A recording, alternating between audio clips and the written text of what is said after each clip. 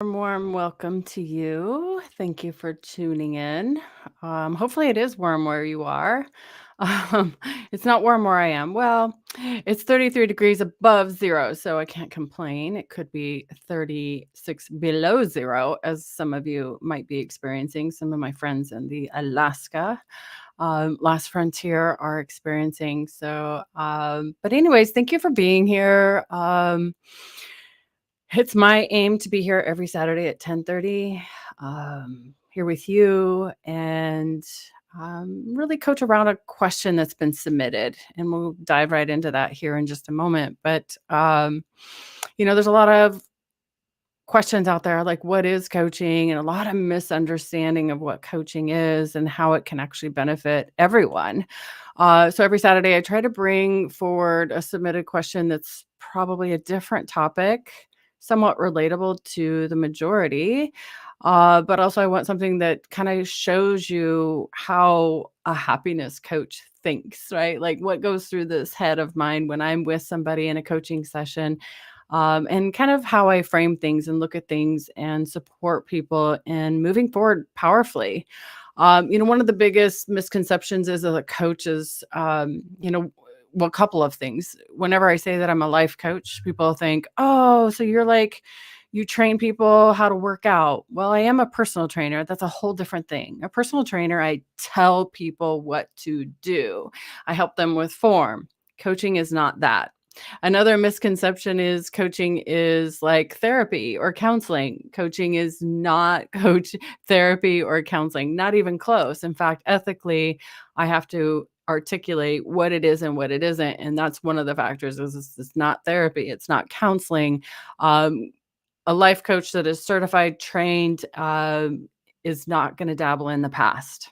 Okay. So we don't talk about the past. We don't unhash, unpack, repair wounds, heal wounds, do different things about the past. We don't go into the past. We really help our clients navigate forward powerfully in an area of their life that they want to improve in. Doesn't matter what the area is. I love all the areas. Probably one of my favorite spaces right now, and it kind of changes now and then, but it's the relationship coaching space. That's kind of like what's fun for me and exciting and really allows people to not only navigate a specific relationship powerfully, but it really overflows in all areas of their life, right? It helps the relationship to themselves, helps the relationship to that specific person, but it also benefits in healthy communication with everyone. And when we have a great relationship to ourselves and life, we're able to really live life really feeling warm and connected and bonding with people and really living life powerfully. Anyways, as I'm rambling, uh, so if you have questions on what coaching is, feel free to let me know what those questions are, and I can answer those questions. But today, as I stated, we're going to coach around a topic, a specific submitted question, and it is, how do I stop basing my self-worth on how many friends I have? Okay, so that's just a one-liner. I'll read the actual submitted question. It's rather long, but worth the read. I thought about making it smaller, but it's kind of important to hear the whole scenario so you can kind of see where I'm coming from and what my thought process is. But I love a good quote. If you've worked with me or know me, follow me on social media, you know I love a good quote. So I always like to start with a quote. And usually the quote really summarizes everything that I'm going to cover in today's live. So driving to Casper, I keep losing service. Oh, thank you, Angie. That's my aunt. I love having support from my family and friends. Thank you, thank you. Stay tuned in if you can. If not, you can come back and watch the recording. But thank you for the hearts and love and support. So the quote is, "Our life is what our thoughts make it." Marcus Aurelius. So, what does that quote mean, or what could I add to that quote? Well, your thoughts are what you create. Your thoughts are what create your reality. So your thoughts are what generate the feelings that you have in your body. Your thoughts and your feelings either fuel you into action or they sabotage you into getting more of what you do not want. Hi, Portland, Oregon. I actually don't see your name, The software I'm using is Streamlabs, so I don't see your name. I think you're in the Facebook group, and some reason that doesn't convert over, so I apologize. But hi, Portland, Oregon. Thank you for being here with me. So, in the comments, I see we have several people now on the live. But if you're watching the recording, I'd love to know what's one word to describe how you feel right now. So, the word that I would use is hopeful. I find the word hopeful very powerful. I find it to be exciting. I find it to be, looking in the future. And Angie, you might like this too. Oh, Larice Mackey, thank you. Hello, Milwaukee, Wisconsin. Yay, we've got quite a few people here. So, Angie, if you're still listening, you might appreciate this.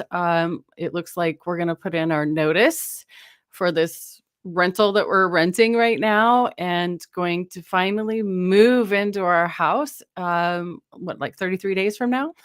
Probably in the midst of the next 30 days. So we have probably, if you don't know me or know, I've probably expressed it minorly in our lives, or if you're a client of mine, you know that we've been building a house now for 5 years. COVID really threw a wrench into the spokes. And we've also helped a lot of our neighbors. We're in a very new community, so we kind of help each other. And it's been a long process, delays like you wouldn't believe. The cost of building it is like triple or quadruple what we anticipated. So we ended up doing a lot of work ourselves. So I'm hopeful. We had the conversation today. We're like, we can buckle down. We can make this happen. We still have quite a bit of flooring left to do, but we'll be able to move in, we'll rough it. And if you're in the area and you want to raise your hand and help us, we'll take your help. Hallelujah. Persistent. Ooh, I like that. Fort Worth. Is that Fort Worth, Texas by chance? I'm kind of curious. Hi, Anthony. Hallelujah. If that's your word you're coming into, I love that word. That's really cool. I like that word. But anyways, let me know where you're chiming in from. If you haven't told me already, we got Portland, Oregon in the house, Milwaukee, Wisconsin, Fort Worth, I assume, Texas, Casper, Wyoming. I'm in Spokane, Washington. So it's raining. We have our snow is pretty much all melted. It's raining. It's 36 degrees. It's so muddy and gross. It's like we did not have a winter, and I don't know if we're going to have a winter. If we got snow, it would end up raining 2 or 3 days later. I'm not sad about that. I'm okay with that. Yes, Texas. Good. See, I know a little bit of geography. I used to travel a lot, a whole lot, and probably start resuming traveling a little bit more this next year. But San Diego, California. Oh, thank you. Hallelujah is for my house, right? I know it'll be amazing. So there might be some transition for you guys through this as well. And my clients are very aware that I make myself available, but there will be, some interruption for sure. But if we haven't met, I'm Catherine Hood. I call myself a happiness coach. And in short, I love to work with individuals and small groups in how to define happiness, what happiness is for you, and how to get it, how to achieve it, how to actually grab it, have it consistently in your life. So for me, I lived many decades chasing happiness. It was kind of like the end of the rainbow that kept moving. If you've ever seen a rainbow in real life, it moves, right? And you kind of chase after it. I've chased after a rainbow before on a four-wheeler, and it just moves. It moves faster than a four-wheeler can go. So, and that was really a great metaphor for chasing happiness in my life. The beginning of my journey, I would say roughly 10 years ago, a little over 10 years ago, was, really feeling my lowest, really feeling like I checked all the boxes. I did all the things on paper. It looked like I was happy, but I really was miserable. So I really set out to understand what that means. Actually, it was more than 10 years ago. It was 12 years ago. So it was my persistence and searching and finding that I finally figured out what that is. And so I help clients save them a decade of searching, more than a decade of searching, and achieve it sooner, faster. Standing. I know what you were talking about in regards to building a house. I'm a custom home builder here, and prices have gone through the roof. They have. What a great way to describe it. Prices have gone through the roof. Yeah. Everything in delays and shipping. We have driven hundreds of miles to get parts and pieces. Facebook Marketplace has been a godsend. Like, we have gotten so many amazing things, a beautiful, amazing, incredible tub that's it was brand new, but, if we would have bought it full price, it would have been, I don't know, 4 or $5,000, and, we get it for a couple hundred. Propane tank, definitely way up there in price, but we got it for a couple $100. I call it the black market. It's definitely a lifesaver. So, thank you. Looks like we got somebody in the house from Seattle. Thank you for the congratulations. Hi, Michael. Thank you for asking how I'm doing. I'm doing great. Thank you for being here. I appreciate you. So last week, a week ago exactly, I did a live here with you guys. Some of you might have been here. And the topic was the coaching question, or the subject was, it's my birthday and I feel lonely and hopeless. Of course, it's not a question, but I did read the whole question, and it really pertained about having a birthday and crying on your birthday. And raise your hand if you've cried on your birthday. I have. I haven't in several years, but I will say for decades, I would cry every birthday because my expectations and my anticipation and my wants and my dreams it just created such a disastrous um disappointment. Ultimately is what it ended up doing, and all this pressure, that the day had to be a certain way, or all this stuff. Anyways, so that was what last week's was. I put in a little bit of my own personal thoughts, feelings, but also really what I believe that we're conditioned to believe that day should be, right? And the workaround, the hack to creating that day or week or month, whatever you want to do, to be something amazing. So it was kind of a fun session and very relatable to a lot of people, I thought. But anyways, if you want, you can go back and watch that. That was last week.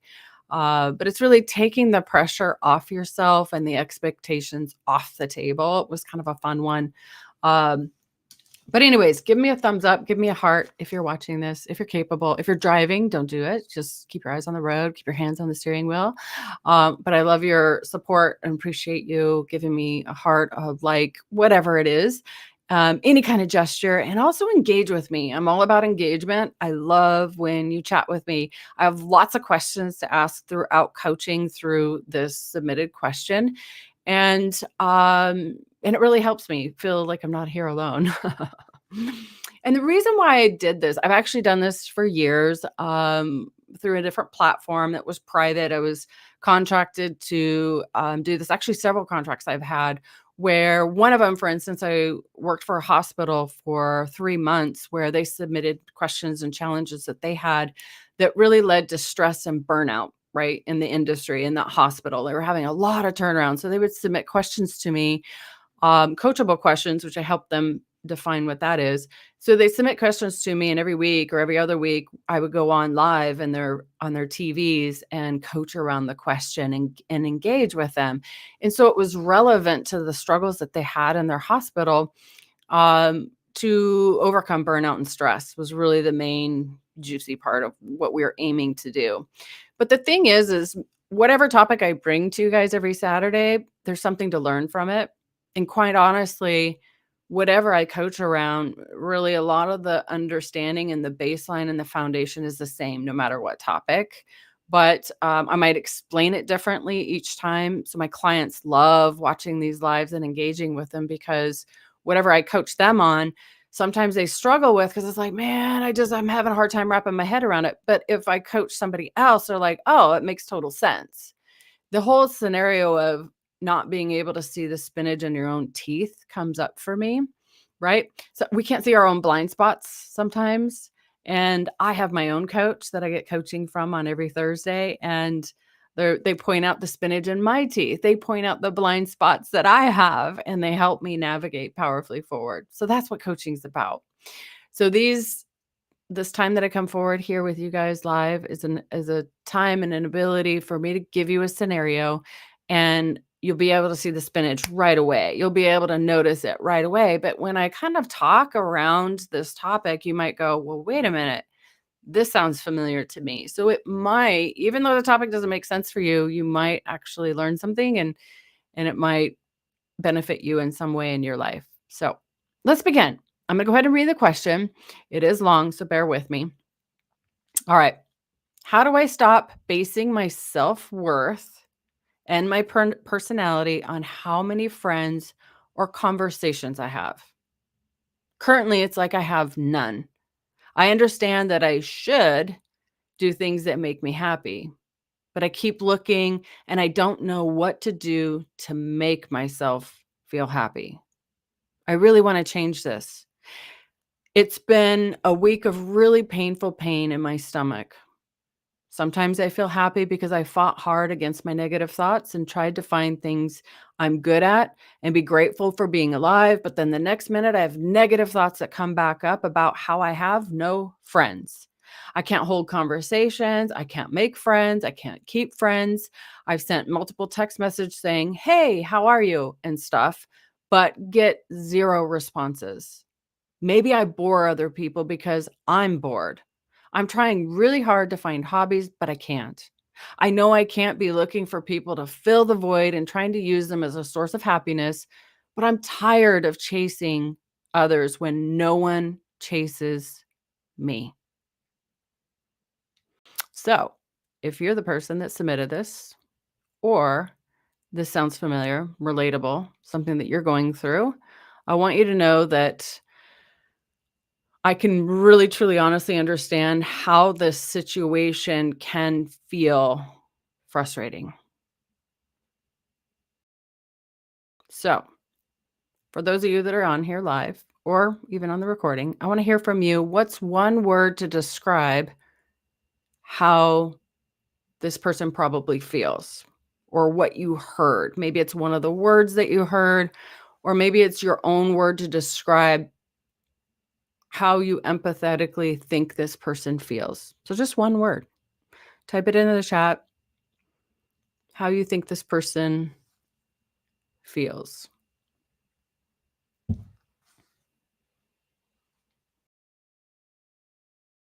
Lonely. Yeah. Yeah, good one, Michael. What else? Yeah, validationless. I like that word. Actually, never seen that. Frustrated. Yeah, looking for validation or without validation, frustrated, forgotten. Ooh, lonely. These are good ones. I like the fun one. Validationless. The tongue twister. I hear some pressure. I hear pressure in it. Shoulding is a great example. Unhappy, lost, confused, burdened, maybe heavy, sad, pain or painful, agony. And when they talk about struggling with their thoughts, right? So there's a reason why I point out the feeling words. Because if you have a friend that confides in you and tells you all of this, you would want to reflect back. It sounds like you're feeling forgotten. It sounds like you feel validationless. It sounds like you're feeling lonely. It sounds like you're frustrated. And when you state that after they pour their heart out to you, they can either agree or disagree. And either way is great in conversation. You're not asking to help them. You're not asking to do anything. You're not fixing them. You just want to make sure you understand. If you get it wrong, they're going to go, no, no, no, no, that's not true. I feel blah, blah, blah, blah, blah. And they'll go deeper and they'll describe deeper how they really feel. If you get it right, they're going to go, yes. And I feel blah, blah, blah, blah, blah. They'll go deeper. So you actually really get a deeper sense of how they feel. And then they'll feel heard and seen and important. Either way, either if you get it right or wrong, so never be afraid of making a statement. It actually is healthy communication. And ask maybe 3 or 4 times doing the same thing. Pull a word out of what they say or in your language and your wording, say the same thing. It sounds like you feel lonely. It sounds like you feel forgotten. Whatever words you come out with, do it 3 times. Let them air it out. Sometimes that's all they need is to feel heard, seen, and important. And you get that by just letting them without fixing them, because when we try to fix people, they feel broken. So we don't want to go that route.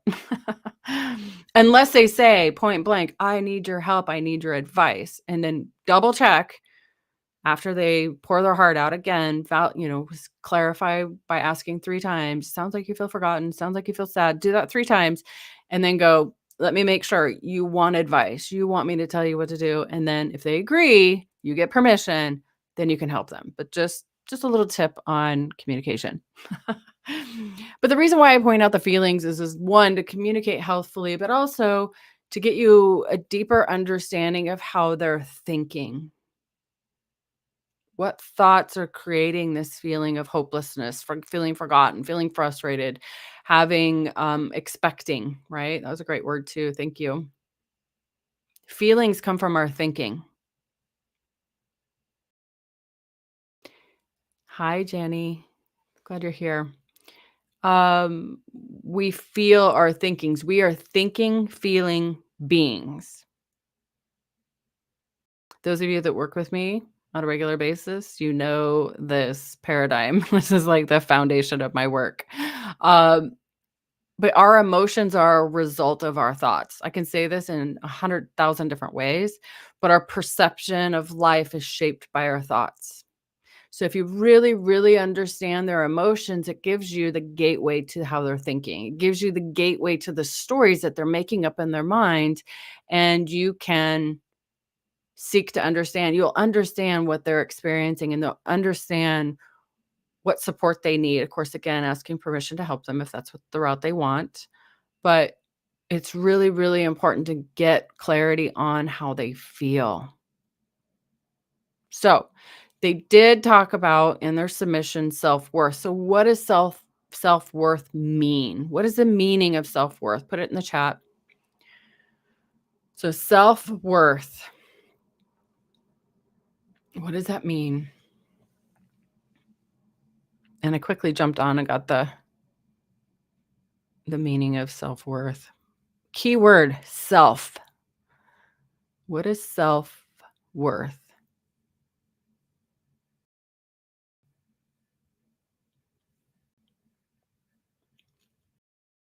What value you give to yourself. Yep, exactly.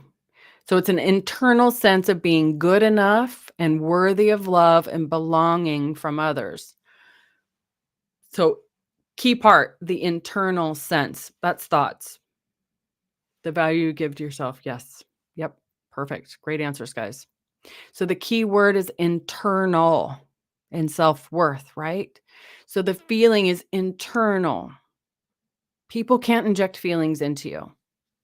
I know it might seem like it, but that's a big misconception. That's a big misunderstanding, and that's not true. And if you believe that to be true, you're going to suffer your entire life.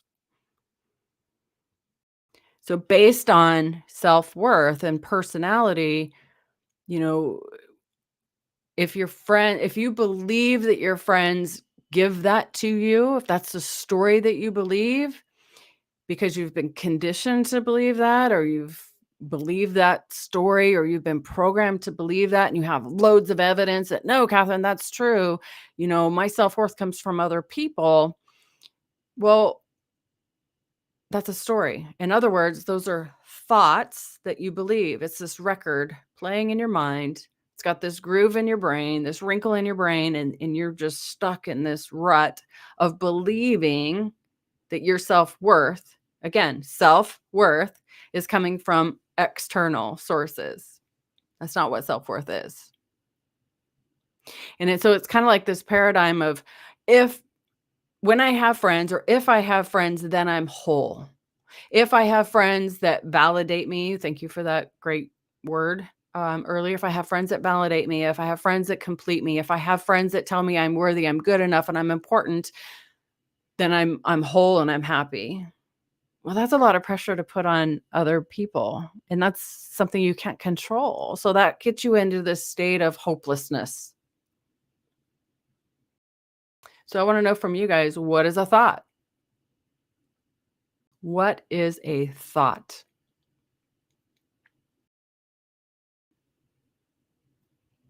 And oftentimes when I'm coaching my clients, they have a hard time answering this question. And do we even know what a thought is? Do we know what a thought is?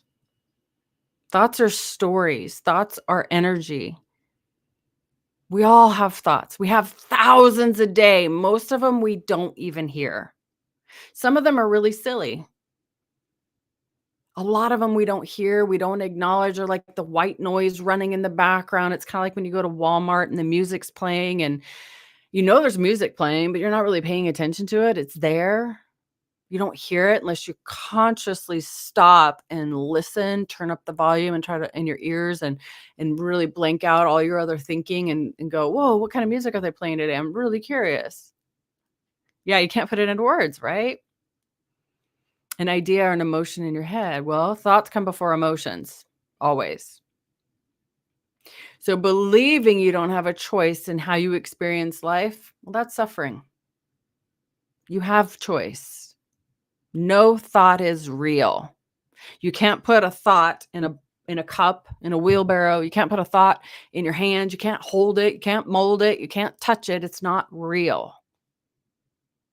You know that the only fear that we are born with is the fear of sound. All the other fears are conditioned, programmed. It's a part of our experience, what we see, what we go through, what we hear, what we so all fears aside from sound are programmed into us, conditioned. So in this submission, it was about doing something. Well, I'm going to tell you, doing something is not going to make you happy. I ran that marathon for 30 years, more than 30 years, chasing after my happiness. So, what's an example of doing things or desiring things to make us happy?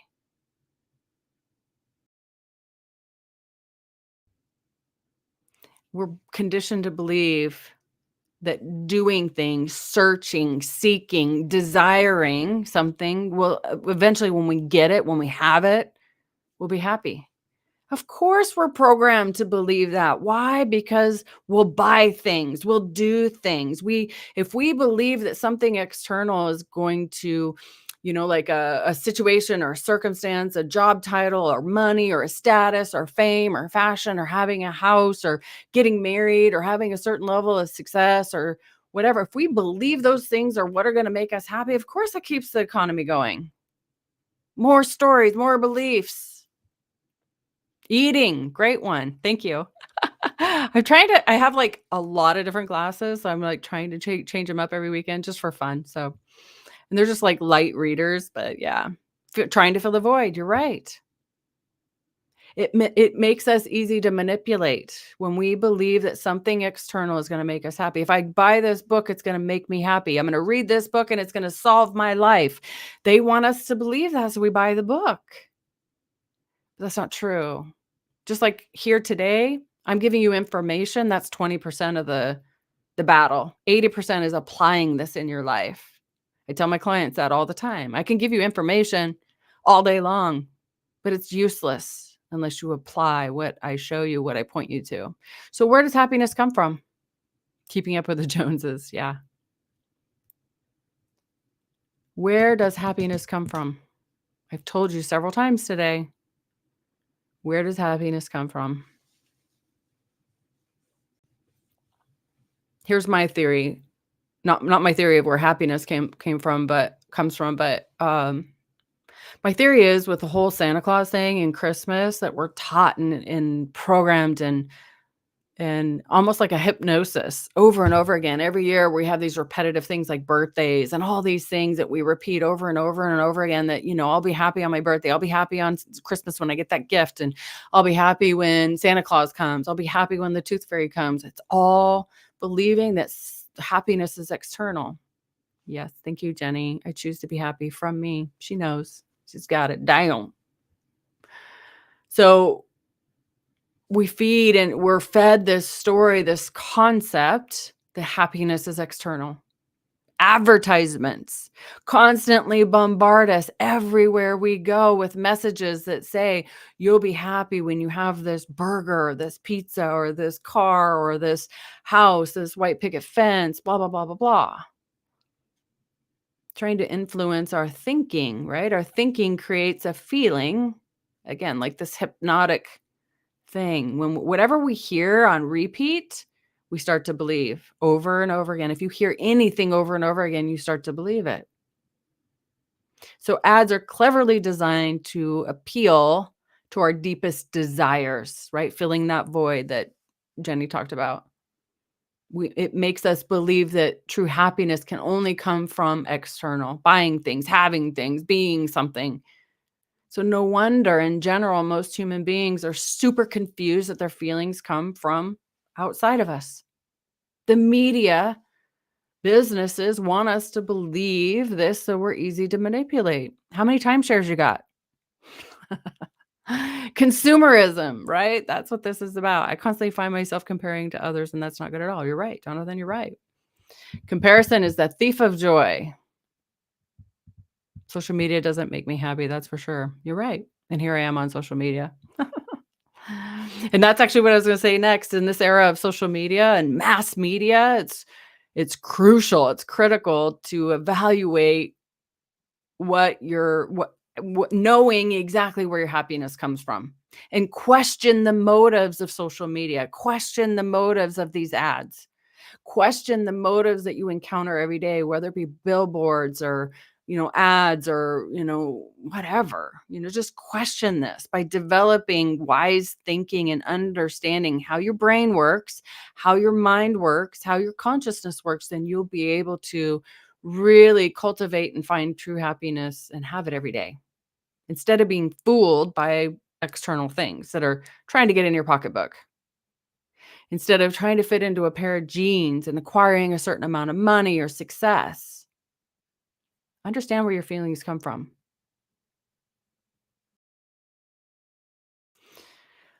Yeah, Jonathan, submit that. I'll try to remember that. Just send me a private message on rejection. I'd love to answer that. I need more information. Submit that question to me, my email or private message, but give me a little bit of context behind it, like a story, an example, if you will. It doesn't have to be real, but give me an example of what rejection is, because that could mean a million different things. But I'd love to coach around that. Offer you I'll put it on my podcast. So what is shitting yourself? You're welcome. I'd love to do that for you. Yeah, just message me. I think, aren't we connected on LinkedIn? Love to. And even the comparison thing too, if you have a question and a context around that, I'll do that as well. So what is shitting yourself? I should be grateful. I should work out. I should be happy. I should meditate. I should be productive. I should declutter. I should whatever. I should be a size 4. What's shitting yourself? Yeah, you are exposed. I'm glad you're here though. So shitting yourself. Okay, thank you. Shooting yourself refers to the act of putting pressure on yourself. Whenever my clients say, I should work out, for instance, I should go to bed earlier. My ears perk up, the hairs on the back of my neck rises. It's pressure. People don't perform well under pressure. Not maybe in small bursts, but not consistently, not with that doesn't create a habit. It won't. It's that whole New Year's resolution thing. Usually by now everybody's like done with their New Year's resolutions. They've given up. It's too much pressure. People don't do well under conforming to expectations or pressure or it just doesn't work out. And kind of it really is shoulding usually is a comparison thing, Jonathan, so that's kind of that same vein. Usually we say, "I should work out," because we see someone fit. I should work out, more because whatever. It's usually in a comparison scenario. So that's another great example. So thinking you have to do something, acquire something, be something, search for something to be happy is chasing a horizon. It's chasing a finish line that you'll never find. It's, I will be happy when.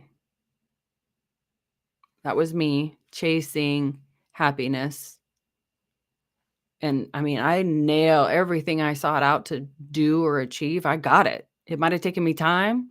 I might have risked relationships. I might have risked my health. I might have risked a lot of things. There was always a cost, but I nailed it. I got it, and I still was unhappy.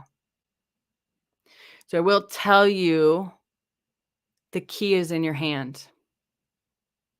The key is in your hand to happiness, and the lock is on your mind.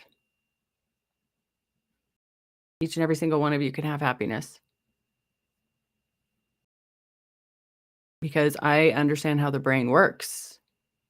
You feel, you're thinking. So for a second, that's good info on thoughts, Catherine, plus the media bombardment. Yeah. Yeah. Totally. So consider for a second you lost your wallet or your purse. Just like really think that and believe that thought like, holy crap. I don't know if I can cuss on here. And my clients know if they are allowed to cuss, then I can cuss. So I have some clients that we're potty mouse on our coaching session, which is fun. But if you never cuss, then I will never cuss in a coaching session. But anyways, and I won't do it on here because this is social media. But um, just consider for a second you lost your wallet or your purse and really feel what it would feel like if you truly lost several $100s, your credit card, your ID, your everything, your keys to your car, like whatever you normally have in your wallet or your purse, like just consider for a second all those prized possessions gone. Where do you feel that in your body? Put it in the chat. Where would you feel that in your body? Like for me, I feel like my throat's like, my shoulders rise up to my earlobes. Like I used to get, before I really understood how the brain works, the mind and thought and consciousness works, and really totally changed my life. I got a lot of chiropractic work in my neck for years, and there's nothing wrong with my neck. It was all thought. Nobody told me, "Hey, Catherine, do you know your shoulders are up by your earlobes?" I used to walk around like this, I guess. I don't know. But when I feel stressed, when I feel anxious, when I feel nervous, like my rhomboids tighten up, my shoulders tighten up, everything tightens up. But I also feel it in my stomach. Right? If I think about losing my wallet or my purse, I'm like, "Oh my gosh," like just this like heart feels like a rock in there. Yeah, your chest. Yeah. Yeah. Feel it in your chest. Yep. Hey, it's Patrick, I think. I think that's what you mean. um, or maybe you're talking to Patrick in the I don't know. Anyways, um, I'm not really sure what you're stating on that. Hi, Patrick. It's getting into my bodybuilding, mainly muscles. Maybe you could give him some tips. I'm not really sure what that means. But anyways, so yeah, I feel it in my body, like all over. And chest is a great one too. Everybody's a little different. They're gonna feel it a little differently. I've even had clients tell me they feel it in their legs and like you said, your chest or your back or shoulders or whatever.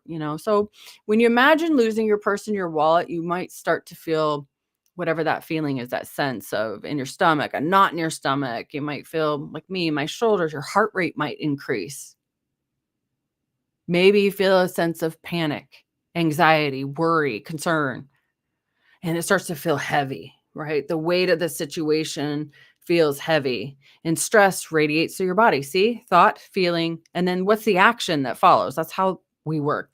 We think, we feel, we act all day long, over and over and over and over again. So your mind starts making up a story that your wallet is gone, your purse is gone, whatever. And then you start to like recount when's the last time I saw it? And your brain and your nervous system react to this thought. Your brain and your nervous system respond to your thinking. You feel your thinking. You see, your mind and your body are connected. Your thoughts manifest physical sensations. When you slow down and you become more conscious, more aware in your life, and you really understand how your brain works, you'll observe things quicker, better, faster, and choose how you want to feel. So, by expanding your awareness and how your mind and your body are connected, you can have more power over how you feel throughout the day because these work in tandem. Our mind, our brain, our body work like a well oiled machine. And just like this person that submitted this question, you can't hate on it.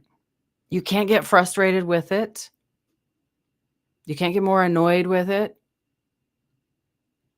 because you're drifting further from understanding how your mind and brain work for you. You're resisting what is. You're going against understanding how your mind and brain work, and you're not going to be able to train your mind and your brain to work for you. So, in this scenario, this person that submitted this, their brain is working against them. And they're going to continue to get more of what they don't want in their life unless they disrupt that pattern, that loop. Because they mentioned their stomach aching and the pain, right? It's a clear message. Your body is sending a signal. It's like a smoke alarm. It's trying to get your attention. And a lot of people numb out, like Jenny talked about, eating, avoiding, numbing out, social media, doing things, working harder, doing more things, and just running from those feelings and getting angry at those feelings. Well, guess what? That's going to start knocking harder and louder until you pay attention. So it's really easy in this fast-paced world that we live in, especially with all the fear that's out there, to overlook and misunderstand your body. Your body is really, really brilliant. So, that goes to chronic pain too. Like I said, I got chiropractic work for years, probably put a couple kids through college. Didn't need that. I needed to work on my mind. Your body saying, "Hey, there's something here that needs attention." So tune into your body. I help my clients do this, working from the inward outward. So it's really uncovering how to really choose how you want to feel. Working and being able to cope and navigate stressful situations powerfully. Your brain and your body are intelligent. Don't hate on them. They really, really are working for you. So resist fighting, resist wrestling with your brain and numbing out and avoiding and coping with whatever it is you're coping with. There's a million different things, right? And getting frustrated with those negative thoughts. Because if you get frustrated with those negative thoughts, they get bigger, they grow, they feed off of that energy, they strengthen. And what they end up doing is they shrink your world. Why? Because it's trying to protect you. It's brilliant. It's a brilliant machine. So believing there's something wrong with you, you're going further and further away from that feeling of freedom and peace. Believing that there's something wrong with you really gets you further away from hope. It gives you hopelessness. So paradoxically, you're going to get more of what you do not want. So I'm at 42 minutes. I don't know. My goal is to get this down to like 20, 30 minutes, but I feel like it wouldn't give you much information. I know that's my story. And I know they talked about relationships, but I think I'm going to go into that on a different live. But anyways, what's the takeaway? We've got a few of you still on here, and those of you still watching the recording. What's the takeaway? What is something you heard today that would benefit your life? What is something that stood out? You're like, whoa, that was powerful. I never thought of that. That was really cool. That's something that I'm gonna really ponder and consider and reflect on, contemplate, whatever. Go ahead and put that in the chat. But I appreciate you for watching this all the way. If you're watching this now, you've hung in there for 42 minutes, which is a long time. Our attention spans are getting shorter and shorter, so it is what it is. But I also want to be here for you and kind of give you a peek at how I think, what it's like to be a happiness coach, where my brain goes. Really, my coaching is quite simplistic. I make it third grade level, make it stupid easy, as I call it. So it's something that you can take action on. Kinda like I alluded to at the beginning, I can give you information. I can tell you how to ride a bike, I can show you videos, I can do a slideshow, a podcast, whatever. I could do all kinds of things on how to ride a bike, but you gotta get on the bike and ride it. Same thing with really being able to move forward in your life powerfully, you've got to take action. That's the 80%. Most definitely. Thank you, Jenny. All right, guys. I am gonna stop here. Thank you for engaging with me. Give me a like, a heart, a love. Share this with somebody that needs to hear this message. That would mean a lot, or tag them, whatever platform you're on or whatever you feel comfortable with. But I appreciate you guys. Love you so much. And I'll see you next week.